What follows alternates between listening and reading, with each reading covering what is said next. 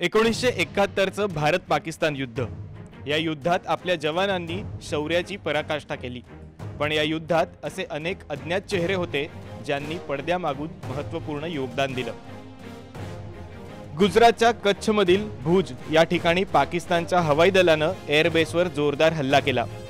या हल्ल्यात एअरबेसची धावपट्टी पूर्णपणे उद्ध्वस्त झाली होती। भारतीय हवाई दलाच्या विमानांना उड्डाण करणं आता शक्य नव्हतं आणि याच वेळी पुढे आल्या भुज आणि आसपासच्या गावातील 300 धाडसी महिला। विशेषतः माधापर गावच्या या महिलांनी आपल्या जीवाची पर्वा न करता एक अद्भुत काम करून दाखवलं। शत्रूच्या बॉम्ब हल्ल्यांचा धोका असतानाही या महिलांनी रात्रंदिवस काम केलं। त्यांच्या मनात फक्त एकच ध्येय होतं, आपल्या देशाला मदत करायची, आपल्या जवानांना पुन्हा उड्डाण करण्यासाठी रनवे तयार करायचा। आणि या रणरागिणींनी ते करून दाखवलं। केवळ 72 तासात त्यांनी एअरबेसचा रनवे पुन्हा तयार केला। त्यांच्या या धाडसामुळे भारतीय लढाऊ विमानांना पुन्हा आकाशात झेप घेता आली। कणबाई शिवाजी हिराणी या त्या रणरागिणींपैकी एक। रनवे 72 कलाक में हम सब अच्छा कर दिया।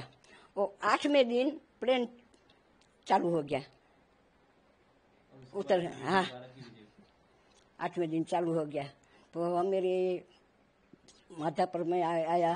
फिर वो बोला पंचायत के वो अच्छा काम किया। तो हमें तो ऐसा था, मेरे को तो वो आज़ादी मिल गई मेरे को कि हमारा भारत बच गया, जीत गया युद्ध। वो तो जीत गया तो हम मेरे को तो बहुत उमंग थी कि अच्छा हुआ।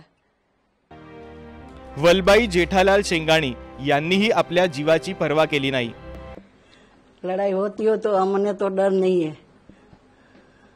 लड़ाई जो होती है तो हमको डर नहीं, हमने तो ऐसे हम भी लड़ने जाते इतना जोश से अभी भी जोश है। हाँ, मेरे को डर नहीं लगता। मरने तो एक बार तो मरना है। लालबाई कांजी भुरिया यांची देशभक्ती ही प्रेरणा देणारी आहे। भारत जीती गया, पाकिस्तान हारी ने हारा गया। अभी जाएंगे, हमें तो जाएंगे, बुलाएंगे तो हमें तो खंडे खंडा मिलाएंगे, कुछ न कुछ कर देंगे। बोला है तब मोदी बोला है तो अभी चले जाएंगे हम। हमारा कोई रोने वाला नहीं है घर पे। आणि या आहेत संबाई करशन खोखानी।